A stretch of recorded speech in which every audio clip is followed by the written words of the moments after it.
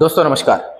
आज जैसे Telegram channel पे मैंने आपको एक चैनल अपडेट किया था और कहा था कि इस चैनल को ऊपर तोड़ता है तो ऊपर की मुंह मिल सकती है और नीचे अगर तोड़ता है तो ही नीचे की मुंह हमें मार्केट में मिल सकती है। और खास करके मैं बार बार बता रहा था कि HDFC बैंक का रिजल्ट जो है वो मार्केट की जो दिशा है उसे डिसाइड करेगा आज के लिए।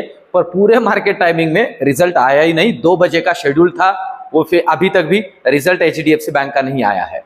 अब दोस्तों इस वीडियो के अंदर निफ्टी बैंक निफ्टी के कल के पॉइंट ऑफ व्यू से लेवल्स को समझते हैं और फिन निफ्टी का कल एक्सपायरी है तो उस हिसाब से फिन निफ्टी के भी लेवल्स को आज कंसीडर करते हैं।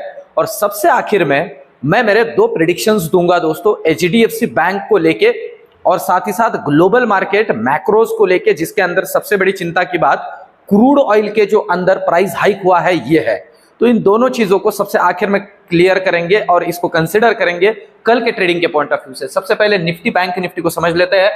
अब देखिए निफ्टी की लेवल्स की अगर हम बात करें तो as compare to Bank Nifty थोड़ा आज हम कह सकते हैं कि एक स्टेबल मूवमेंट रहा। ओवरऑल अगर आप देख सकते हो यहां पे कि कितना स्टेबल, तो हद से ज्यादा स्टेबल।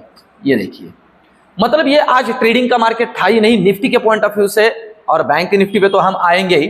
तो देखिए अब जो लेवल्स निकल के आ रही है, जिन लेवल्स पे हमें ध्यान रखना है, उसमें सबसे पहला जो सपोर्ट है ये सपोर्ट रहेगा निफ्टी के पॉइंट ऑफ व्यू से। और दोस्तों ध्यान दीजिए क्लोजिंग हुआ है 19,731 पे, तो नीचे के पॉइंट ऑफ व्यू से 19,700 का जो लेवल है ये लेवल रहेगा एक सपोर्ट का लेवल। अगर ये डिसाइसिवली टूटता है, मैं फिर से कहूं गैप डाउन ही हो जाता है, तो इसका मतलब गैप डाउन होगा ऐसे नहीं। सबसे आखिर में आपको मैं क्लियर करूंगा दोस्तों क्या होने की प्रोबेबिलिटी है। अगर 19,700 नीचे निकलता है तो जो नेक्स्ट लेवल हमें मिलेगा देखने के लिए वो लेवल होगा डायरेक्टली दोस्तों ये लेवल, और ये है 19,600 का लेवल। 100 पॉइंट नीचे ओपन हो जाता है और 19,600 अगर नीचे निकाल देता है, खास करके 19,570 को अगर ये नीचे निकाल देता है तो सीधे दर्शन होंगे 19,520 के 50 पॉइंट और नीचे। इस तरह से निफ्टी के अंदर नीचे की लेवल्स को ध्यान में रखना है कल के पॉइंट ऑफ व्यू से।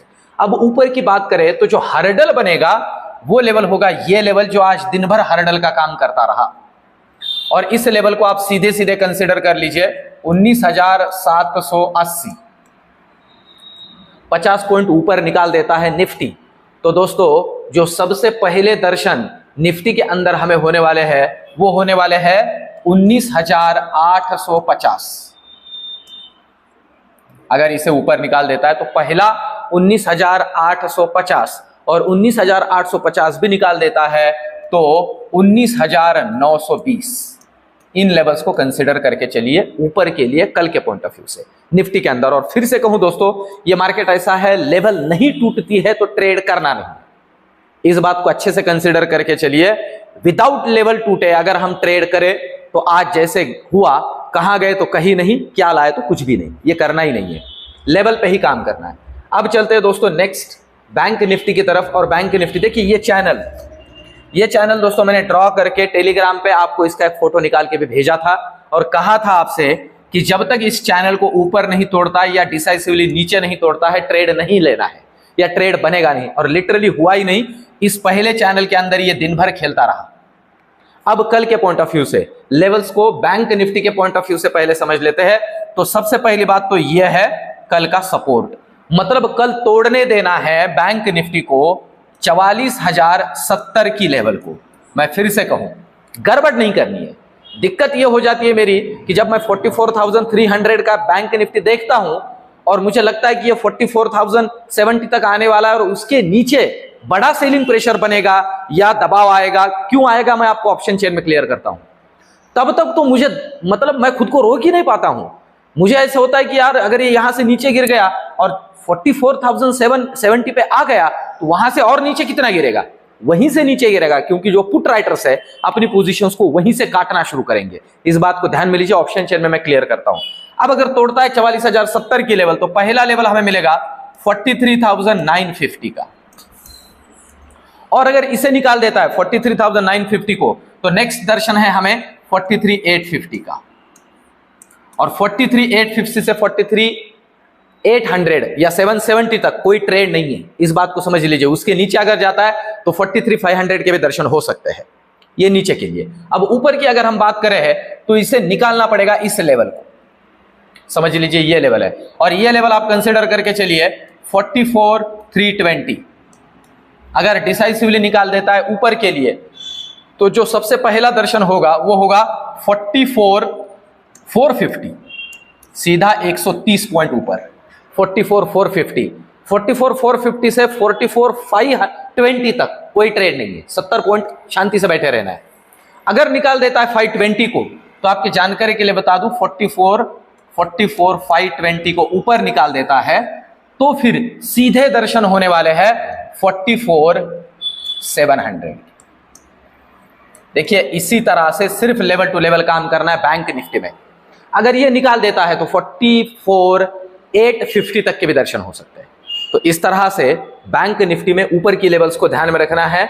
और अब चलते हैं फिन निफ्टी की तरफ, जिसका कल एक्सपायरी है। आप देख सकते हो एकदम फ्लैट रेंज में काम हुआ है। कल के पॉइंट ऑफ व्यू से अगर इसके भी लेवल्स की हम बात करते हैं दोस्तों, देखिए एक्सपायरी में फिर से कहूं 1-1.5 बजे तक पैसे प्रॉफिट में हो लेके निकल जाओ। गामा ट्रेडर और थीटा डीके में फंसो ही मत, इस बात को समझ लीजिए दोस्तों। ऑप्शन ट्रेडिंग दिन भर का काम नहीं है।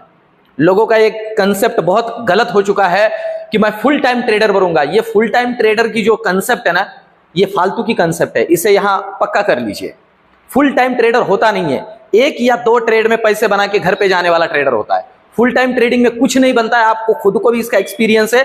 डे एंड में वही, कहां गए तो कहीं नहीं, क्या लाए तो कुछ भी नहीं, दिन भर नहीं खेलना है।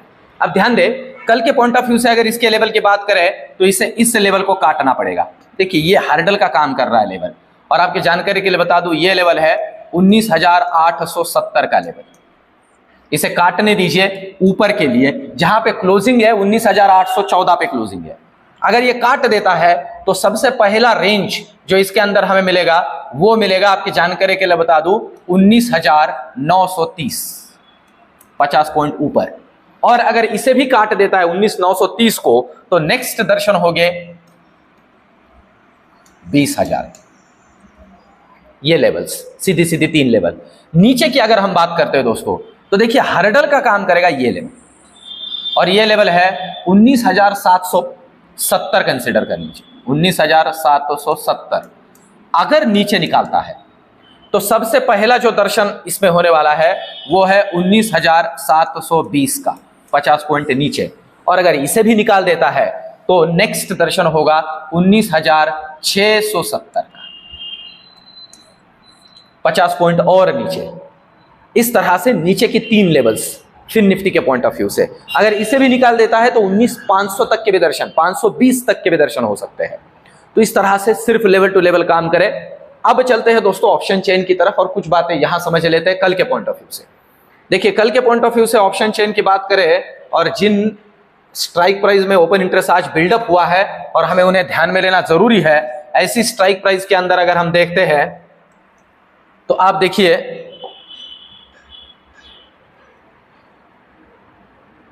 जी हाँ, सिंपल सी बात है, वही स्ट्राइक प्राइस है जो मैंने पहले ही कंसिडर किया था। ये देखिए आप देख सकते हो 19,700 के अंदर ओआई जो है कॉल राइटर में भी ऐड हुआ है और पुट राइटिंग में भी ऐड हुआ है,